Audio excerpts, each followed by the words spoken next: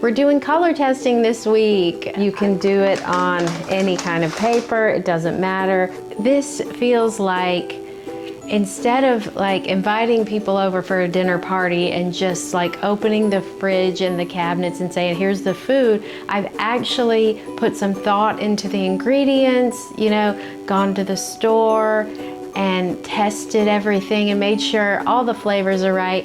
And it's very rewarding, you know, to have this experience versus kind of just throwing materials on the page and trying to clean up parts I don't like or cover up parts that I don't think are working. Having a more methodical approach, while it kind of at first seems a little scary because I'm wondering, is my energetic, you know, line gonna come through? Is, you know, the texture gonna be right? Am I gonna spend an hour or two on something and then it not look good at the end? But it's gonna be challenging, but I'm really, really excited. So yay, thanks for watching. Thanks for being here. Let's draw together soon. I have some really exciting sessions coming up. Guest artists who I really admire are gonna join us, and also some really fun subjects. So yeah, if you are not a paid member, then I hope you'll join and just see what it's all about, because we have a lot of fun. It really means the world to have your support, and I am here to help you get unstuck, just like y'all helped me get unstuck when I redo the same illustration 4 times. Thank you, Marcy, by the way. Anyways, here we go. So we're working on the Gone Wild fairy tales this week. It's not going well, I can't lie. This one has given me nightmares, but I'm working on the next one a little bit.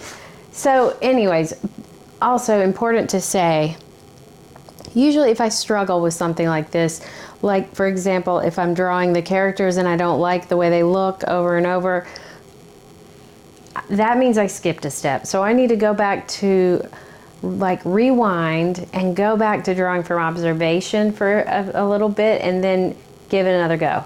This, I didn't need to do that because you know I draw goats all the time. So these are going okay.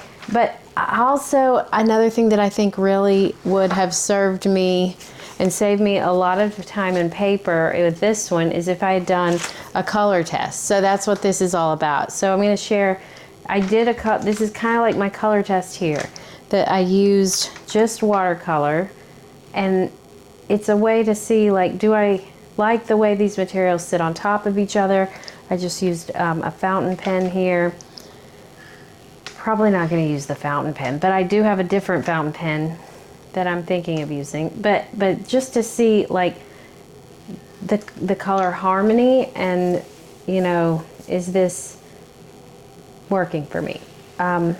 Because what I'm doing before isn't working, so we're gonna have to, you know, go with this. And also I would like to invite you to do some color tests with me. If you're working on something else and you don't want to do a fairy tale gone wild, you can do something else. That's totally fine. But let's share our color tests and make it a point to really like dive into this stage, because it's a really fun stage because you don't have to worry about perfection, and you can do 2 or 3, or, oh, and the best part, you can do it on any kind of paper, it doesn't matter. I'm not gonna lie, making a series of illustrations when I'm used to going out and drawing from the world is very challenging. It's a little different, you know, when you are making something that needs to have a unified color palette and, you know, look like a set and like they belong together. So I'm going to share my struggles and how I redid an illustration maybe 4 times. And finally, in the video, I actually kind of problem solve. I get it to a point where I promise you, I'm not going to redo it. I have gotten too far to redo it. It's just to kind of get an idea. Do you like these colors together? And if you don't, you use watercolor, you can just take a wet paper towel, get rid of it, and then let it dry, and then add something on top. Yeah, it takes 2 seconds to just make a new square and just start, you know, playing with color and seeing, is this what direction you want to go in, Or do you want to maybe think about, I'll do another one of these right now. As much as I love this toilet paper drawing, or actually toilet paper drawing, I need to make this kind of like a cohesive thing. I don't know if this is going to work with the other 4 or the other 3, because remember, we're doing 4 total. So what I did this morning, I wanted to give it a try before I do it on camera, because when I'm talking and doing stuff, a lot of times it's not as efficient, I guess. But here I have, I'm going to recreate this for you. So, or I'm just going to show you quickly how I did these, just so like the process behind it. And because if you're struggling with materials or kind of feeling a little overwhelmed making 4 things, or maybe you're only making 1. Sometimes 1 thing can be overwhelming if you're in kind of a lost mindset like I am. I mean, I feel just like I have too many options and I'm not doing this in a logical way. It's not the same as going out and drawing, because going out and drawing is all about the fun and the, you know, spontaneity and what can you find from your world and put in your sketchbook. And I love that. That's like all I ever want to do. But making an illustration kind of has to be a little more methodical, a little more planned, I guess. And, you know, before I say to myself, maybe I'm not an illustrator, maybe I want to just like hang this up and just go out and draw and make that, you know, my thing. I want to keep going with this because I think it's important to commit to something. So I've made these are my 4 color, I don't know if I call them color stories. I did this for the picture book and it looked a lot better than this. This is just, I want to start out with muted colors because I know I have a tendency, and I'll show you, where is it? With this one, I have a tendency to dive in with some colors that are a little more saturated, and that is kind of, I started a little more muted here and built up, and I thought it worked really well. I also sketched this, or the important parts out, which I thought worked very well. Didn't do that with this, didn't think it looked very good, but this is just blobbing materials and hoping for the best, which is absolutely okay, and I love doing that in my personal practice, but I think what I'm having trouble connecting my personal practice to making an illustration, so just gonna try to like give those 2 a chance to merge, you know. This one again, blobbing and hoping, and it's just not good for I think a series, because remember we're doing these in a set of 4, so I need to keep that in mind. So I think now that, okay, I've blabbed enough, I'm going to show you exactly what I did here. And I'm going to do it in, should I do it in this little, let's do it in I folded up this zine, and this is good because I can use this later. So I first chose 2 colors from the watercolor set here. This is not actually saffron yellow, this is yellow ochre. I just put a different color in there because I didn't want to use one of these purpley colors. Anyways, enough of that. So I took long story short, I took a yellow ochre, and I also took this grayish blue. So I took these 2 and I did something I never do, and I mixed them in a palette.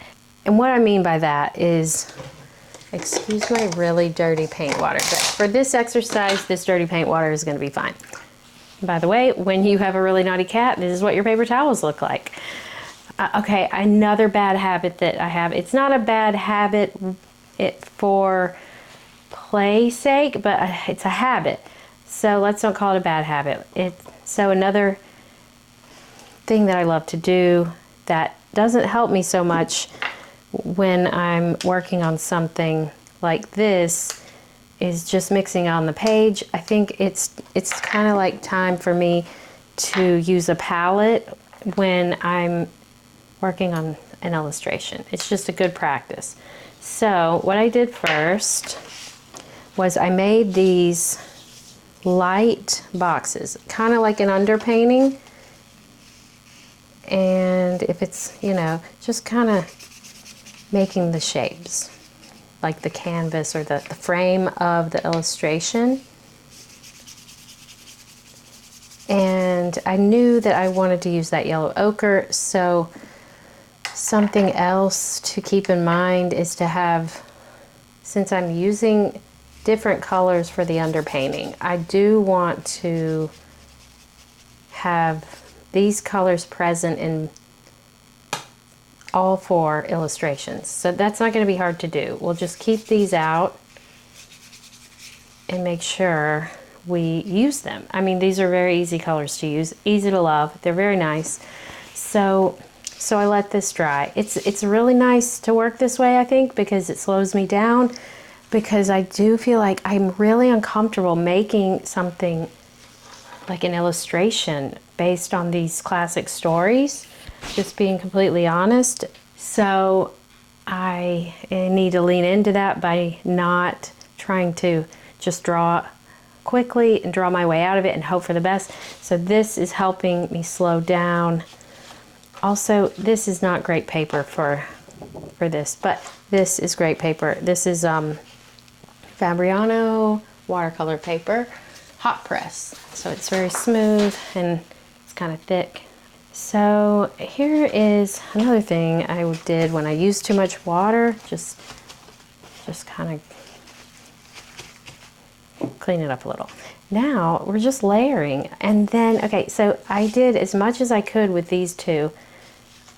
And it's a good way to kind of see how these two like limited materials play together and layer on top of each other, and give yourself some just nice time to mix colors and like see what they will do together without feeling like you're working on the final art, because you know that does kind of, when I don't know, it stresses me out. Like, you might not be stressed at all by it, and I'm really jealous of you if that's the case. But yeah, just kind of thinking about the different ways we're dividing our art. I honestly don't think I've ever made an illustration without doing some sort of planning. That's not true. Some of the really fun ones in my portfolio just happened by luck. But what I'm going to do now, so I'm kind of showing, okay, so what I'm thinking also is, where do I want to place my characters? Like, this is my Thumbelina, spoiler alert. So this is, you know, kind of like roughly the size. And then I also introduced, this is Venetian red.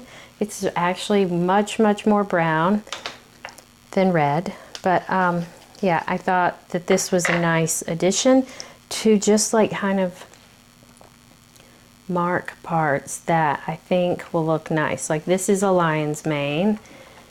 And just having a little bit of a plan for my materials, I think, is just going to be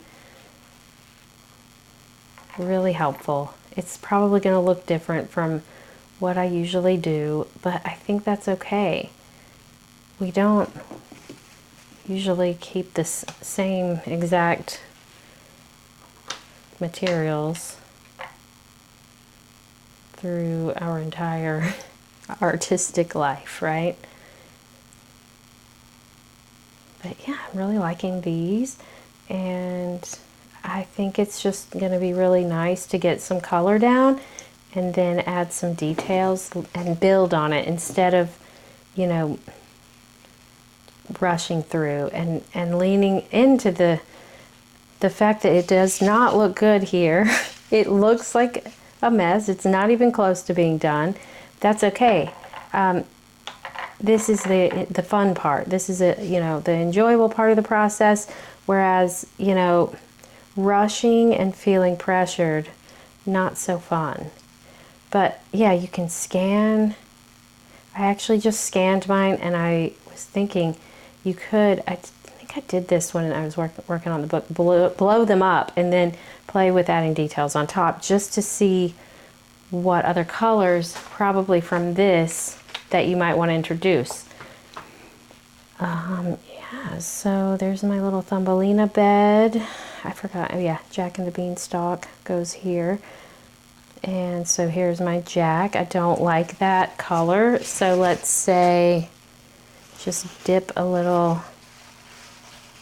This is another reason watercolor is really great to work with for illustration, I think, because you can just very easily erase with a wet paper towel and then let it dry or not, and just add again and figure it out as you go. And then like stuff like this, like let's say I don't like this grayish floor here. Let's see, I'll add like some very watered down brown. And I think this works better. And this is good to know. Like it's just, I think, really going to be a better situation going into these. And now I think what I'm going to do is maybe see what happens when I add maybe like my beanstalk color. And I'm really nervous about that because I don't know which color might work well, but let's do some color tests first before we go in, even though this is our color test. What about, I think this is the saffron yellow. Yeah, I don't know, but I think I'm gonna like it. And this might be a really good color for the pea, for Princess and the Pea. I don't know. But remember, when we work on these, they're going to be bigger. Mine is anyway. You might work really tiny, which is totally cool. Okay, and then let's just make the beanstalk. Continue to wrap. Give some nice movement to the illustration. Yeah, that'll be fun. And then when we go in later, we can just kind of fill in these parts when after the color test is complete and you've actually added your colors and are ready to go in and like draw the details. But yeah, this is all for play. This is all for testing and just seeing. See, I think I want to add this. Oh, it's called pea green. How perfect. I mean, it has, could there be a better pea color? I think not. But yeah, we'll just keep adding. We don't want to go too crazy with the color yet. There will be plenty of time for that later. Or details. This is just for figuring it out. Okay, I've said that enough. Now, I think it's a good time to maybe try to get started on one of these. I think it'll be good to get in a co-working session. I think Katie Moody has one of her lovely creative hours, which I have not been able to join yet. So I'm going to join that and start to work on my Cinderella, which has been very hard. But I mean, at the end of this, I'll show you all the ones I've done that have not worked out. But I'm really, really feeling a lot of promise with this process. I am, yeah, gonna just go for it, and I'm gonna have this here. You will be watching and hopefully maybe doing your own if this helps. Maybe you can do yours this way using whatever materials. Like if you like these colors but you don't want to use watercolor, you could always find, like, you could do this and then mix these colors with anything, you know.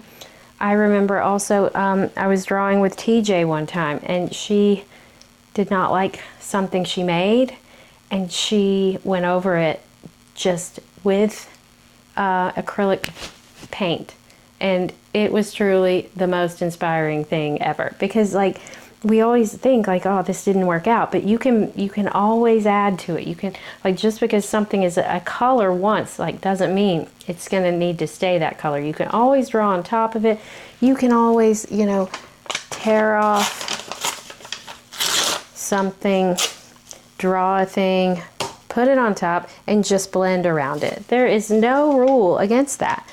And also, it's very easy once you scan it or photograph it to just blend that right in digitally, and it's a part of your beautiful work. Let me know how yours is going, and let me know your process. Let's learn from each other and help each other and share and inspire each other and support each other, because it's really, really hard to draw, really hard to illustrate, personally for me. And yeah, I am excited to see what you make.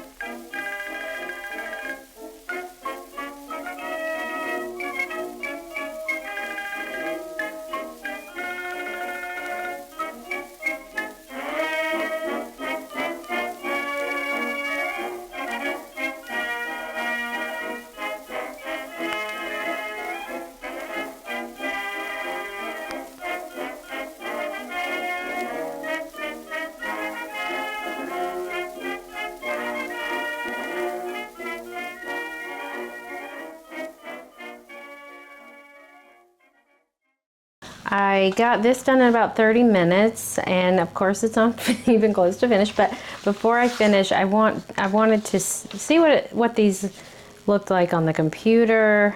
You can see it picks up some nice texture here, and I wanted to kind of just see what colors of line I would maybe want to use, and I want to kind of play around. As you can see, I drew some faces here. I took a break. I made some coffee, and don't you love afternoon coffee? It just feels so wrong, but so right.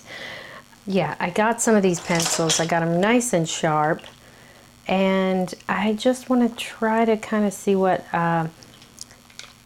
like going from this sketch, because I do like the way they look sketch-wise. Here's the printout. So we can do whatever we want to this printout because it's not the real drawing.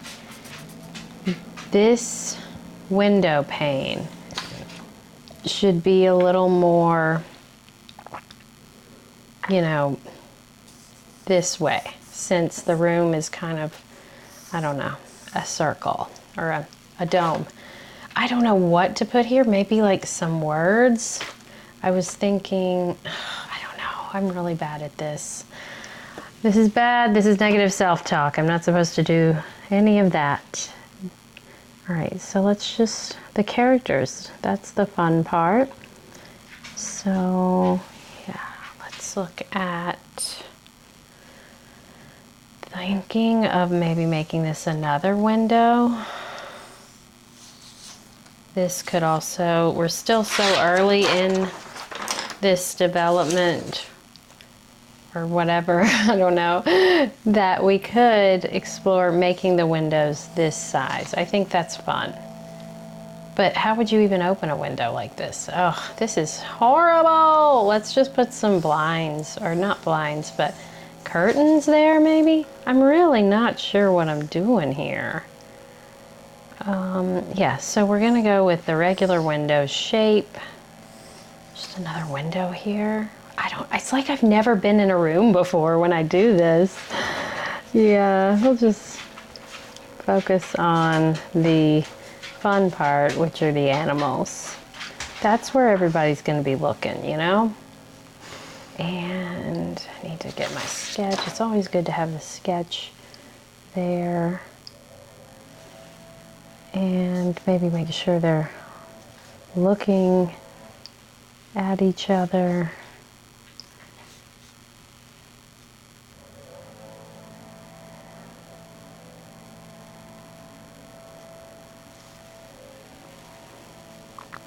Yeah, I guess, yeah, and then we can just give a little definition here with the pencil. Yeah, so that's really all I'm looking to do for the rest of this one. And yeah, I will go back to fast video and see what this looks like when I scan it again, and kind of like clean up like this. Maybe just keep adding color, but not overdoing it, hopefully. You know, we've got this chair here that we want to make a little more obvious that it's a chair. And give her some clothes. She's probably wearing an apron. Make sure we know this is the glass slipper. I don't like the way that looks. I'll fix it in the real one. But yeah, maybe darken this. I think this Payne's Gray is actually a nice color.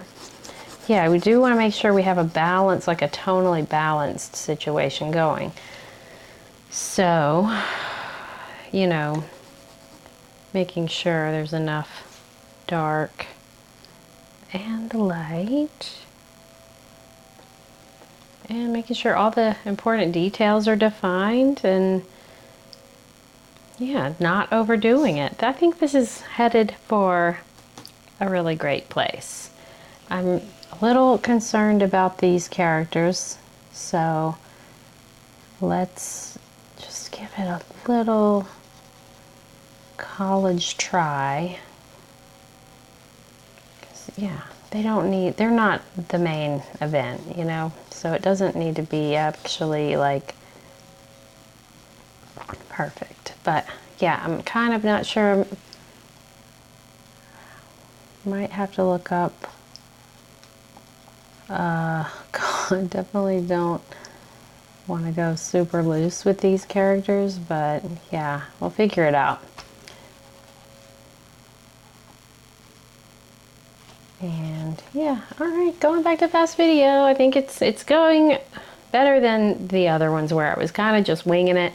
So yeah, hopefully this is helpful to you if you were just winging it and kind of struggling and sort of felt like I was spinning my wheels. And now I feel like I have a little more direction, and that makes me very happy. So yay! All right, let's keep going.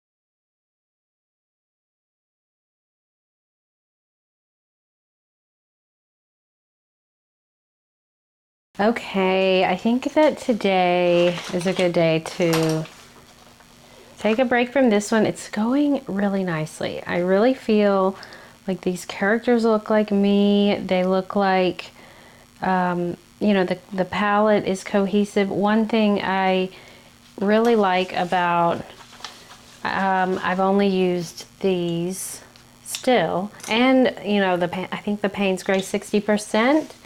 Just to add the details. I love the little shoe. It's making me really happy.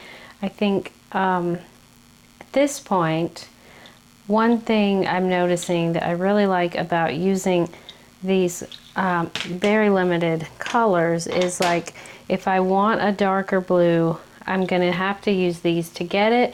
And so these are all cohesive. They all have kind of a common thread, and I don't anticipate adding very much more. This maybe, and then possibly one of these like pinks, but I do really feel more confident about this one than any of the others. And I can tell you with absolute 100% certainty, I'm not starting over on this. I wanted to show you, I did promise at the end of the video that I would show you all the versions. I will go, let's see, in order. Okay, oh, here's one I forgot about. So this is one where I just actually started with pencil.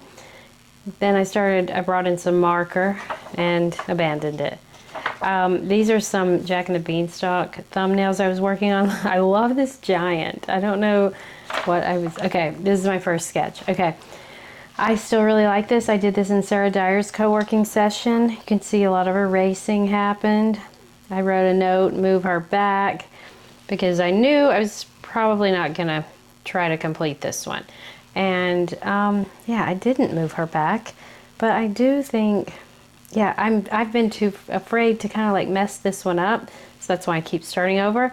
But maybe at the very end, or after I finish the one that I really like, this one, I think I'll probably try to finish this, just color it, just, I mean, because who cares, you know? This one is the one I liked these characters, I liked their closeness, but it's just, it's like really globbed on. You can tell, see the under painting or whatever, that's from me cleaning my brush off when I'm painting with acrylic. And I really do like some of the textures, but I just think it seemed like it would need a lot of work, like a lot of touch-ups, and I kind of, oh my gosh, it's so cute. That's another one that was from cleaning the brush. I just don't think I want to see this one through just yet. And then, yeah, we have this one, which I did with acrylic gouache. Don't like the mateness. I always tell myself I'm going to like acrylic gouache. It's so fancy, and I like the painterly marks people get it, the painterly brush strokes rather, but I think I was, again, just rushed, taped this on. It's just probably not happening with this one. But this one, I did like how my process, I just blobbed the colors on, kind of like a color test, or a color sample or whatever. See, you can see I just blobbed a bunch, like, but I had a limited palette, so that's why I do like the colors. But see how matte she is? I don't think I'm gonna go back and add texture to every little part.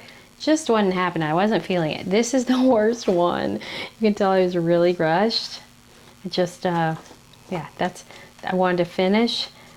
Pretty limited palette, but I just kept like going over stuff. Really, really don't like this one. Anyways, yeah, it would be really nice to finish this and then go and do some work on this one in Marcy's co-working session on Friday. Yeah, but things are finally rolling along now that I've got this new process where I am still able to play. I'm just playing with fewer things, and you know, this is not a sprint, it's a marathon, you know. Making 4 illustrations from fairy tales is not something I do every day. So I think it's good to remember that, like, we don't have to be experts at everything we do. You know, some things, it's worth slowing down and being a little more intentional and giving ourselves a break when we make something we don't like, because that's going to happen, you know, no matter how many years or days or weeks or months you've been doing it. We do have to remember that all of these that we don't like get us closer to the ones we do like. It's just a matter of pushing through the discomfort or the making the ones we don't like. So keep going, keep making ones you don't like. I promise they will always lead to ones you do like. It's an actual fact. Anyways, so yeah, thanks for watching, and yay, I hope that you're participating in our Gone Wild Fairy Tales challenge. If not, then I hope you enjoy watching these, and I hope that there's still some helpful things in here. Also, if you want to just do 1 or 2 or 3, you don't have to do all 4. You know, it's all just for practice and learning and supporting each other. So have a lovely weekend or weekday or weeknight, and I can't wait to draw with you soon. Bye.